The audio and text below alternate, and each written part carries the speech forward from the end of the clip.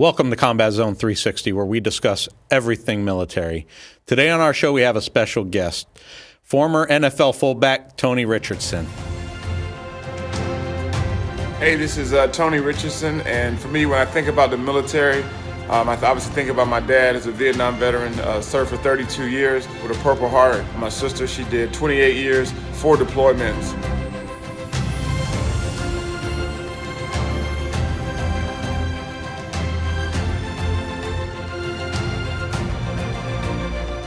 For me, military was everything.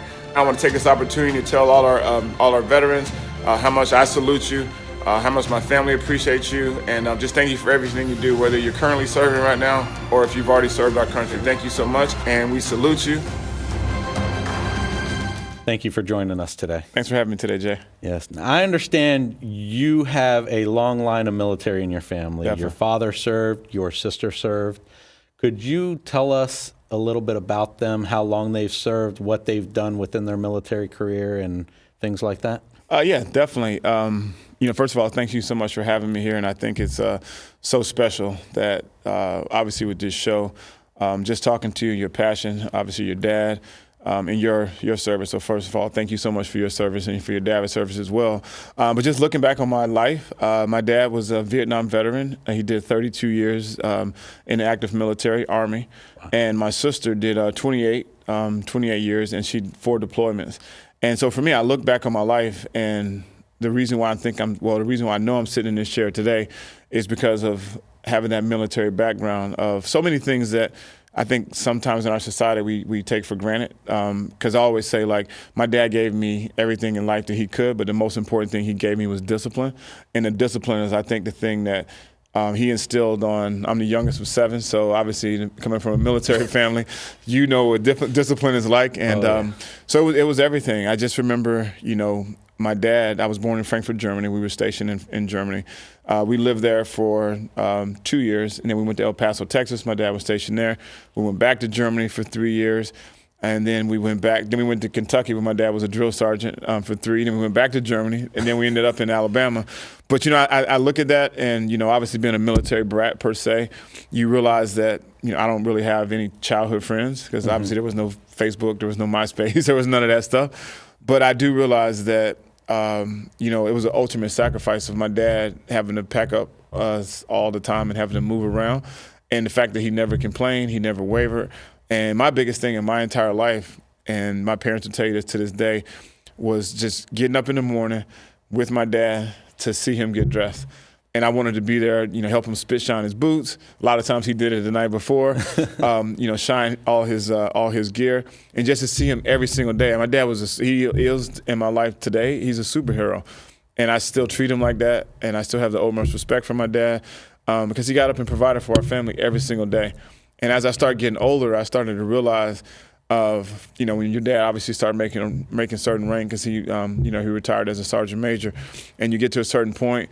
And how many soldiers were like everywhere that my dad walked, that people would just like fall out, you know what I mean? Or just have the ultimate respect. Move right out of his way. Move out of the way. He had his own parking space and all that kind of stuff. And as a kid, you kind of understand that, but then you start getting later in life and you just realize that how much and how many young men and women lives that my dad, imparted in. I think the reason why I do so much service today is because every holiday, we'd have random people just sitting at our dinner table. We had all the soldiers. Like, we have a big dinner table, and obviously the kids all, and my parents are there. And also we'd have like a few random soldiers that didn't have a place to go. Wow. But that to me was the ultimate service of how my dad got up every single day and served our country. Wow. And one thing I could tell you is you're a better child than I am. Yep. You are a better son than me because I didn't wake up early in the morning trying to help my dad get ready for work and do all of that. I respected what he did, and I knew what he did. Yeah. But when I grew up, I'd never thought I would be in the military. I seen what he sacrificed, what he went through, and I didn't think I was ready for that sacrifice at that time. Yeah. And it was rough for me to be able to deal with that, to see how much he was gone away from his family and all that. Yep. Yeah. But then when my mom passed away, I really didn't feel I had anything holding me back.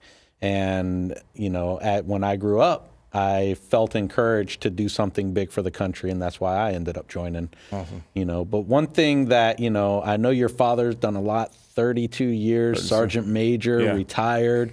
You know, did one tour in Vietnam. Purple Heart recipient. As you as well. Yes. So I know he's done a lot. Could you tell us a little bit about your sister's career? Yeah, you know, interesting enough, like, you know, I think being the youngest, my sister's the next in age, and you know, for me, I kind of wanted to follow in my dad's footsteps, and he always said, "No, son, you're going to college. You know, you're going to college. You're going to get an education."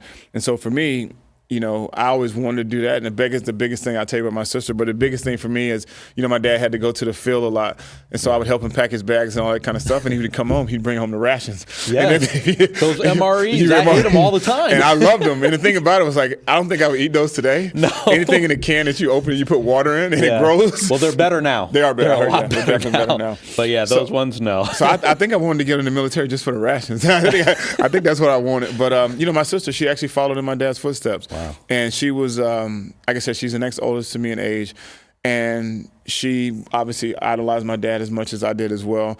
And so her first year out of high school, so she went to junior college. And then after junior college, after the first year, she decided that, you know what, we were still living in Alabama and she wanted something different. And so she enrolled in the military. And I asked her, I'm like, are you sure this is what you want to do? And she said yes. And it was for her, it was, you know, because the town we ended up living in Alabama was Delville, which is a small town. Yeah. That time, I think they had 2 traffic lights. They might have 3 now. And, you know, it was one of those things. It was, for her, it was, she wanted to kind of get out of that town. Yeah. And so so my sister ended up joining. And so she did 4 deployments. Wow. She did her her boot camp at Fort Knox. She went through jump school at Fort Benning. My dad was actually able to pin her wings, which is I think that was probably the best thing he was able to do for her. And so for me, just as a younger brother, and that time my career was starting to take off in the NFL. And I think it really hit me the first couple tours that she was getting ready to impart in. I was away playing ball, but the last one I was transitioning out. And I remember going, and there's a picture on Facebook that she just posted when she made it back. And I remember helping her, you know, pack all her stuff up. And I was asking her, I'm like, well, what kind of stuff you got to pack for, you know, your downtime and all this kind of stuff? She's like, no, we don't have any downtime. No. So there was no civilian clothes. No. And that's when I'm starting to think, like, this is real. Yeah. And I remember, like, holding her gun and just, like, realizing, like, you know, there's a chance that she might not come back. Exactly. And that's when I think it really, really hit me of what my sister and how of a, you know, I don't say on television, but how much of a bad butt she was. Yeah. Because it's just like, you know, there was no downtime. And I could tell you an interesting story that really still shakes me to this day. Is I was actually I'm living in Long Island City, and I was actually heading to one of my buddy's daughter's birthday party. And that day I was getting dressed, and my phone was ringing, and I was like, oh, it was my mom. I'll call her back in a little bit. So I'm walking to the subway, and my mom's calling. She's calling. I finally answered the phone. I was like, Mom, what's going on? She's like, you talked to your sister? And I was like, no. She was like, she was frantic. She was crying. So I'm thinking like, oh, no. And so she tells us, I called my sister, and she's just like, can't talk, can't formulate a sentence or a word. And what happened is they were in the cafeteria, and the sirens went off, and she got up and she left. Within 5 minutes after she left, the building got bombed, and she lost like 6 of her friends. Wow. And that's when it really hit me, like, this is, I always knew the sacrifices that our soldiers, our dad, your dad, yourself, what our soldiers do for our country and our freedoms. But then you realize that within 5 minutes, my sister wouldn't be here. And that to myself is just like, you know, my sister is, she's my ultimate hero outside of my dad. Nice. Yeah. That's awesome. Now, I know with your football career, you done a lot. Yeah. You know, coming up through the ranks in high school, playing high school, moving around a lot. How difficult was it for your football career? Yeah, it's funny enough you say that, because I do a lot of work in the anti-bullying space, and just did a anti-bullying piece today. And it was funny. I was telling my story about me being a young person and having to go to different schools every 2 to 3 years. And the first few times, it's like you're so nervous, because you're like, hey, my name is Tony Richardson. We just moved here from here. My dad's rank is this. Because that's the thing we had in common, is what our dads did or mothers did in the military. Yeah.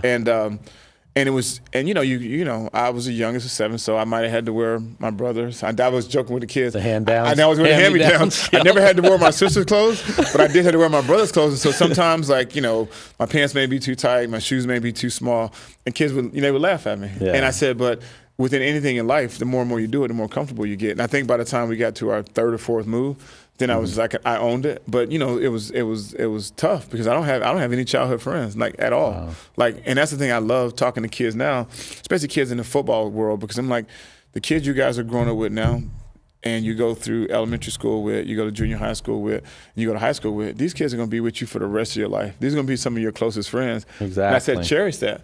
You know, everybody in school is not going to make it to the NFL. They're not going to make it to the NBA. They're not going to make it to the Major League Baseball. But those friendships and those relationships, cherish that, because I don't have that. You know, my closest friends are my high school friends. From the 10th grade on, and then obviously my college friends, and then guys I play with in the NFL. You know, I don't have childhood friends, but it taught me the value of family. Now, coming up through your high school, you know, football career, I know you had to deal with a lot of moving around. Definitely. How difficult was it to be able to come onto a new football team and be able to shine enough to get that recognition? You know, interesting enough, and that's actually a very good question, is I didn't play football. And that's why this is a great piece for young people who are watching the show today, is I never played organized football until my 10th grade year in high school. Wow. And that's why I was talking to the kids this morning, and I said, you know what? While you're in the 7th and 8th grade, 9th grade, 10th grade, enjoy it. Because no one's going to make the NFL in the 7th grade. Yeah. And all the time these parents put so much pressure on these kids, and they think like, oh, in the 8th grade they're not going to the NFL in the 8th grade. Yeah. Enjoy your childhood, enjoy playing different sports. And so I didn't touch organized football until my 10th grade year in high school.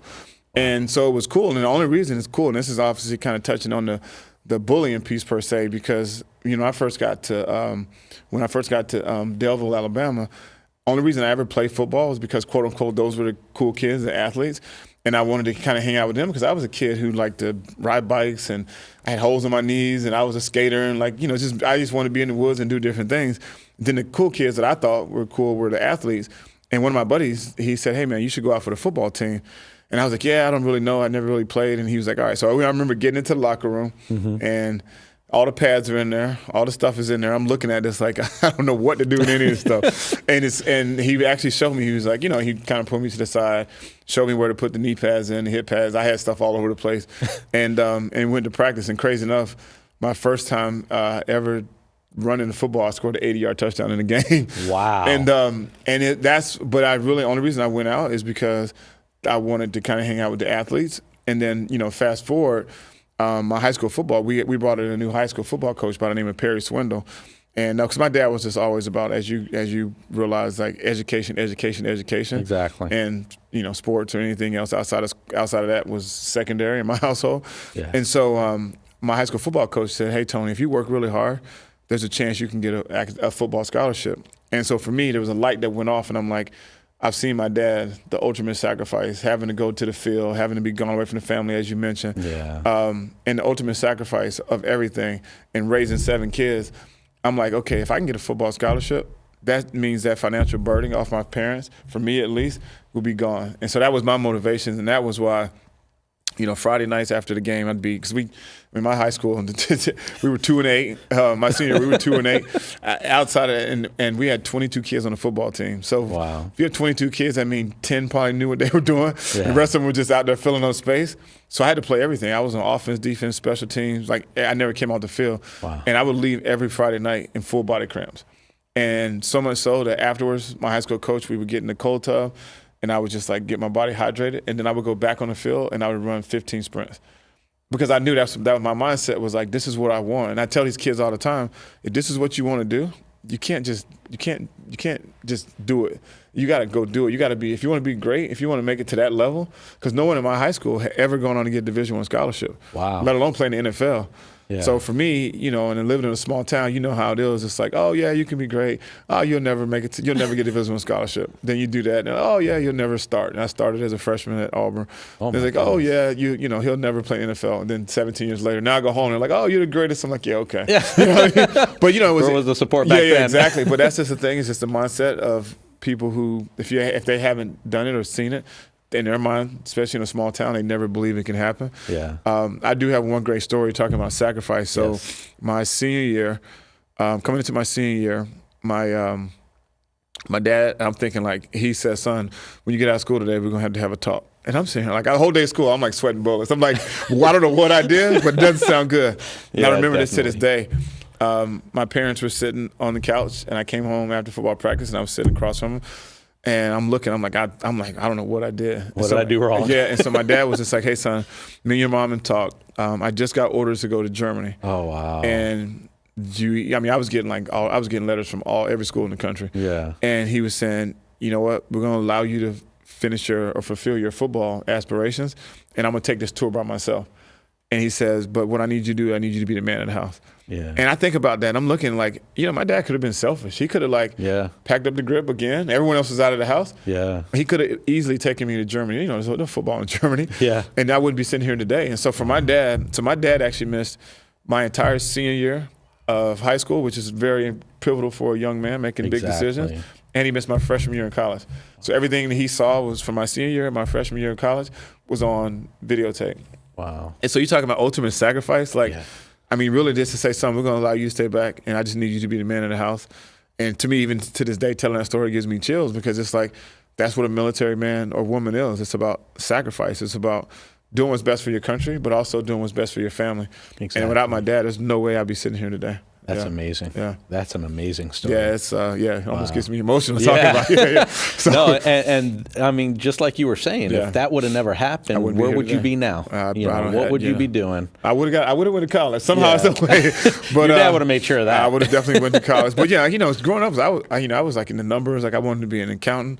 I don't know how I would be in a suit and a briefcase every day, but but that's what I wanted to do. But the fact that football worked out because my dad allowed that door to stay open, because he could have packed us up and we could have went to Germany, and the rest, who knows where I'd be today. Exactly. Now, when your sister was serving, I know you were within your NFL career. Definitely. Did she bug you a lot?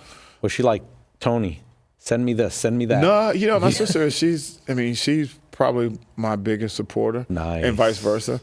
And it's pretty cool too, because her entire everyone in her unit, every time I go visit her, when she was stateside, everyone's like, oh, you're the Auburn guy. Literally just there's pictures of her in her office with Auburn flags, Auburn hats, or whatever team I was playing for. So she was just the biggest supporter, and it's just she never asked for anything, and she just she's a military, so don't ask anything, you just go out and do your job, and that's the way she was, the way she is to this day. How many times was she able to go watch you actually play in the NFL at games? Once she finally transitioned out of the military, she came to quite a few. Nice. And it's crazy too. So obviously going to Auburn. And she just retired, so she's freshly a year out, and she's finishing up her master's degree now. And so she told me, she's like, one thing that's on my bucket list, I want to go to an Alabama-Auburn football game. And I was like, I think I can make that happen. So last year we actually went, I took her with me as my guest, and we have sideline passes and the whole deal. And and Alabama was rolling, as they always are. Yeah. And we were standing on the sideline. We were right behind the student section in the band. It was so loud, I couldn't even hear her from here to here. The band felt like it was going through our chest. And I remember we ended up winning the game, and she was just so emotional because, one, that was one thing we got a chance to experience together. And that was one thing that was on her bucket list to just a top 10 thing she wants to do now she's out. Because you know how it is when you're serving, you just don't have that type of time. So now she's fulfilling her dreams. It's very difficult, especially if you're playing for one team, she might be on the opposite side of the country or opposite side of the world. Definitely, for sure. So I at least she got to experience those times with you. Yeah. So she did. She came, especially in Kansas City, because in Kansas City, she was able to come to quite a few games, and then here in New York, I think she came to maybe one or two. So she's been able to support me. Nice, that's awesome. Yeah. Now I know you do a lot with the USO. Definitely.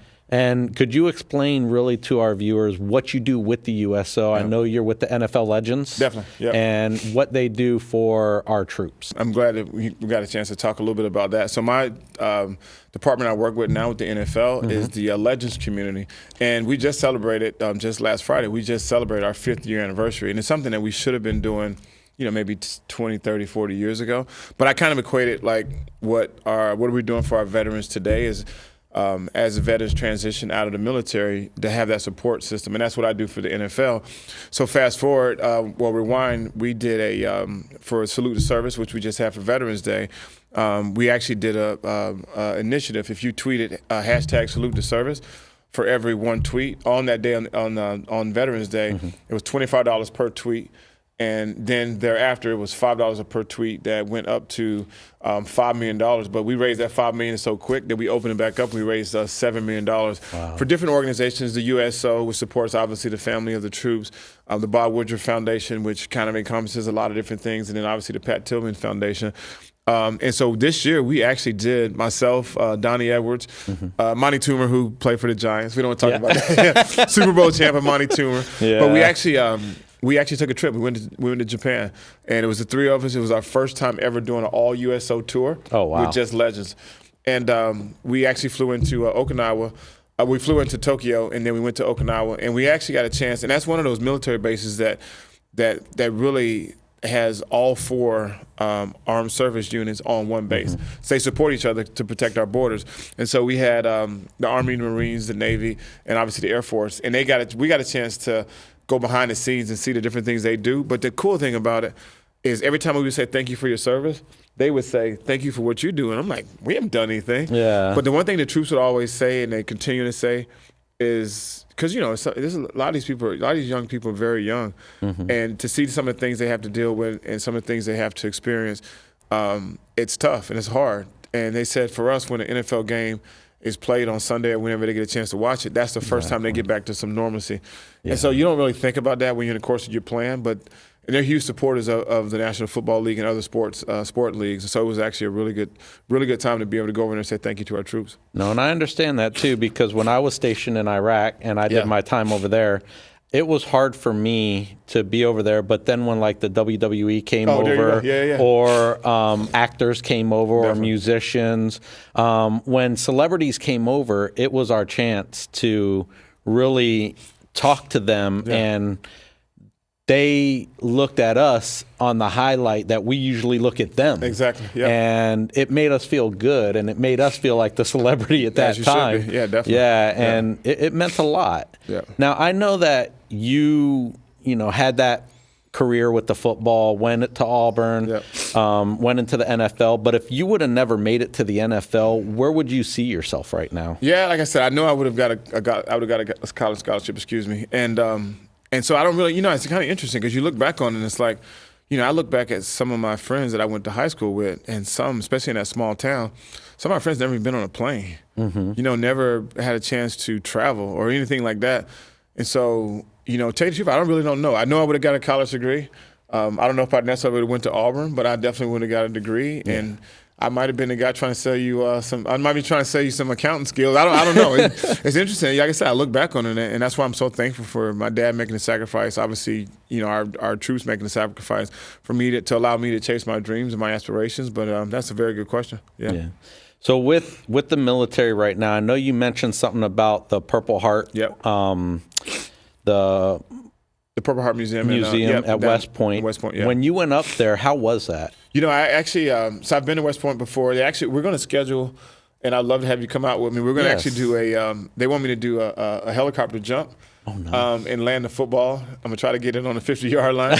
It's just one of those things like we did for Salute to Service. We actually had some generals that come down to the field, and we had a chance to honor them. They did the coin toss and everything else. And I have not had a chance to go visit the museum yet. They actually gave me a certificate because they knew my dad had the Purple Heart, and they gave me a certificate from my dad, and they also gave us the pins, one for my dad and everyone in my family, just to say thank you for the service. So that's on my bucket list to take that trip up there. And the good thing about West Point, there's a lot of cycling up there. So I'm a huge avid cyclist now. Yeah. And I can't wait to take my bike up and do some riding. Nice. Yep. And what do you guys have upcoming for veterans that you guys are doing with the NFL Legends? Do you guys have anything lined up? Yeah, actually through the Jets, what we do, and it's pretty cool. I'm glad you mentioned that because right before Veterans Day, I had a chance to go up to Long Island, and Long Island Cares. They have a facility that provides goods and services and food for veterans. And on Tuesdays and Thursdays, it's just for veterans.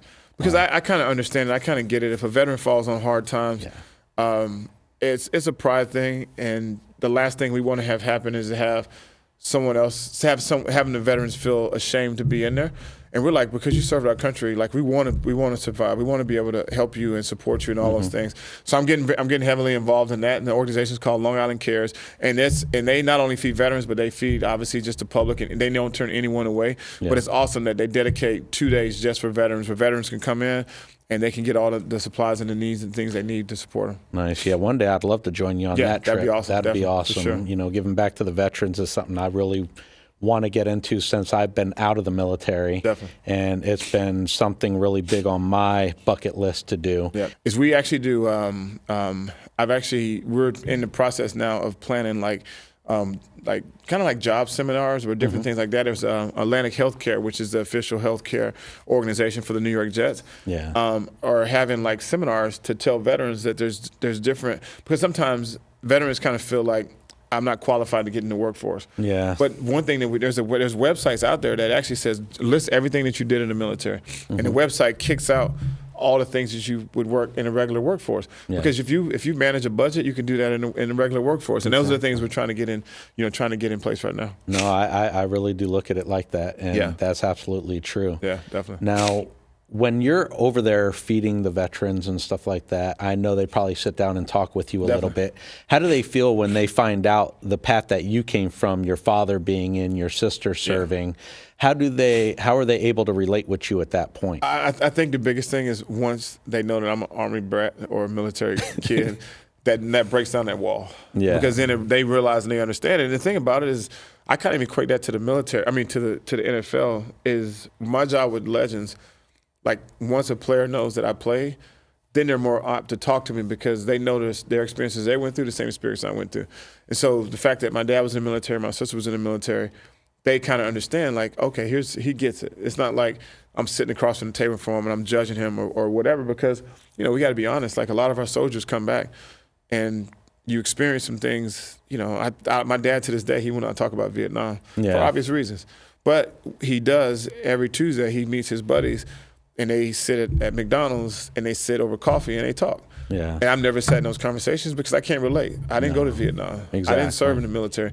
But for them, that's therapy in itself. Yeah. And I see my sister kind of finding those same type of opportunities. And so for me, I'm always very sensitive. I do a lot of stuff with the Wounded Warriors, and a lot of those guys become some of my buddies. And you know, they're amputees, and they kind of want to share. They want to tell, like, because I think for them, every time they tell their story, I think it's healing for them in itself. I mean, they tell me about, just kind of pretty graphic things, and things of how they lost a limb or they lost their arm or how they lost their leg. And they tell these stories, and I think it's pretty awesome that they feel open to talk. But for me, it's just like, I don't want to ever ask questions. Yeah. I just want to sit and listen. And that's the beautiful thing there. No, exactly. And that's one thing that veterans do look at. You know, we enjoy people thanking us for what we do, you know, but we want you to also know what we did. You know, so then you know why you're thanking us. Oh, for sure. You know, and that's something big that is for us. Definitely. You know, not all veterans do the same job. Not all veterans, you know, have seen what other veterans seen. I agree.